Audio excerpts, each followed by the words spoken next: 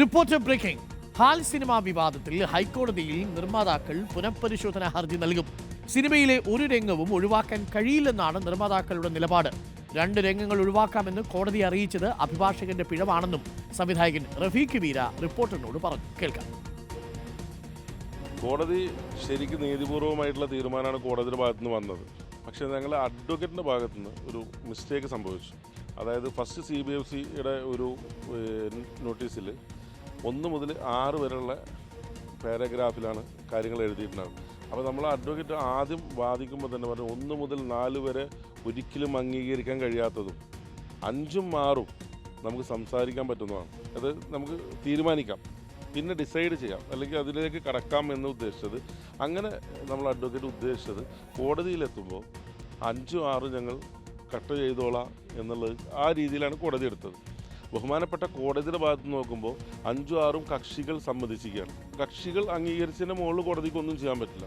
ശരിക്കും കക്ഷിയായിട്ടുള്ള ഞാനോ പ്രൊഡ്യൂസർ ജൂബി തോമസോ ഞങ്ങൾ 2 പേർക്കും ആക്സെപ്റ്റ് അല്ല. ഞങ്ങൾ അടുത്ത ദിവസം തന്നെ നെക്സ്റ്റ് ഡേ ഒരു പെറ്റീഷൻ സബ്മിറ്റ് ചെയ്യുന്നു. ഓക്കെ, ഇപ്പോൾ അലി അക്ബർ ഷായുണ്ട്. അലി അക്ബർ ഷാ, ഹാൽ സിനിമയിൽ നിന്ന് ഒരു രംഗം പോലും വെട്ടിമാറ്റില്ല. ചില പ്രധാനപ്പെട്ട ഗണപതി എന്തൊക്കെയോ ചില കാര്യങ്ങളുണ്ടായിരുന്നല്ലോ. അപ്പോൾ അതിലെന്തൊക്കെയാണിപ്പോൾ ഒടുവിൽ വെട്ടിമാറ്റാമെന്ന് അഭിഭാഷകൻ പറഞ്ഞത്? അത് വെട്ടിമാറ്റില്ല എന്ന് അണിയറ പ്രവർത്തകർ പറയുന്നത്. Ali Akbar Shah, good morning. Arunkumar, very good morning. Haal സിനിമയുമായി ബന്ധപ്പെട്ട വിവാദം ഇങ്ങനെ കത്തിക്കൊഴുത്ത് നിൽക്കുകയാണ്. ഇന്നലെ ഹർജി കോടതി പരിഗണിക്കുന്ന സാഹചര്യം ഉണ്ടായത്. അപ്പോഴാണ് ഈ പറഞ്ഞതുപോലെ സിനിമയുടെ അണിയറ പ്രവർത്തകരുടെ അഭിഭാഷകന് ഒരു പിഴവ് സംഭവിച്ചത്. 16 മാറ്റങ്ങൾ ഈ ചിത്രത്തിൽ വേണം, എങ്കിലേ സർട്ടിഫിക്കറ്റ് നൽകുകയുള്ളൂ എന്നതായിരുന്നു സെൻസർ ബോർഡിന്റെ നിലപാട്. അങ്ങനെ മാറ്റിയാൽ തന്നെ A സർട്ടിഫിക്കറ്റ് മാത്രമേ നൽകൂ എന്നതുമായിരുന്നു സെൻസർ ബോർഡ് സ്വീകരിച്ച നിലപാട്. പക്ഷേ സെൻസർ ബോർഡിന്റെ ഈ നിലപാടിനെ പാടെ റദ്ദ് ചെയ്യുകയായിരുന്നു ഇന്നലെ ഹൈക്കോടതി ചെയ്തത്. കാരണം ഒരു തരത്തിലും മതവിദ്വേഷം പ്രചരിപ്പിക്കുന്ന നിലയിലുള്ള കണ്ടന്റുകൾ ഈ സിനിമയിൽ ഇല്ല എന്ന് ഹൈക്കോടതി നിരീക്ഷിക്കുന്നു സാഹചര്യം ഉണ്ടായി. അതുപോലെ തന്നെ അപരമത വിദ്വേഷം പ്രചരിപ്പിക്കുന്ന കണ്ടന്റുകൾ ഈ സിനിമയിലില്ല. ഇത് ലവ് ജിഹാദ് അല്ല. 2 മതസ്ഥർ പ്രണയിക്കുന്ന കഥ പറയുന്ന ഒരു സിനിമയെ ലവ് ജിഹാദിന്റെ പേരിൽ A സർട്ടിഫിക്കറ്റ് നൽകാൻ സാധിക്കില്ല എന്നും ഹൈക്കോടതി നിശ്ചിതമായി തന്നെ പറഞ്ഞു വെക്കുന്ന സാഹചര്യം ഉണ്ടായി. ജാതി മത നിയന്ത്രണങ്ങളെ എല്ലാം മറികടക്കാൻ പ്രണയത്തിന് കഴിയും എന്ന മാനവികമായ കാഴ്ചപ്പാടാണ് സിനിമ മുന്നോട്ട് വെക്കുന്നത് എന്നും ഹൈക്കോടതി നിരീക്ഷിക്കുന്ന സാഹചര്യം ഉണ്ടായി.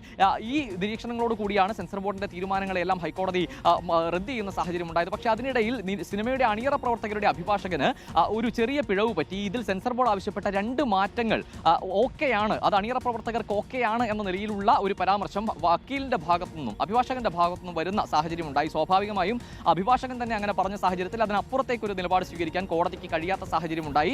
അതുകൊണ്ട് ബാക്കി എല്ലാ മാറ്റങ്ങളും, സെൻസർ ബോർഡ് ആവശ്യപ്പെട്ട മാറ്റങ്ങളും വേണ്ട എന്നും ഈ 2 കാര്യങ്ങളിൽ കോടതി അഭിപ്രായം പറയുന്നില്ല എന്നതുമാണ് ഹൈക്കോടതി പറഞ്ഞു വെച്ചത്. എന്തായാലും ഈ അഭിഭാഷകന് സംഭവിച്ച പിഴവിന്റെ കാരണത്താൽ ഇനി പുനഃപരിശോധനാ ഹർജി സമർപ്പിക്കാൻ പോവുകയാണ് സിനിമയുടെ അണിയറ പ്രവർത്തകർ. അതുപോലെ നിലവിലുള്ള അഭിഭാഷകനെ മാറ്റിയിട്ടുമുണ്ട്. എന്തായാലും ഒരു തരത്തിലും നിലപാട് പണയം വെച്ചുകൊണ്ട് ഈ സിനിമ ഇറക്കുന്നില്ല എന്ന നിലപാടിൽ തന്നെ ഉറച്ചു നിൽക്കുകയാണ് അണിയറ പ്രവർത്തകർ.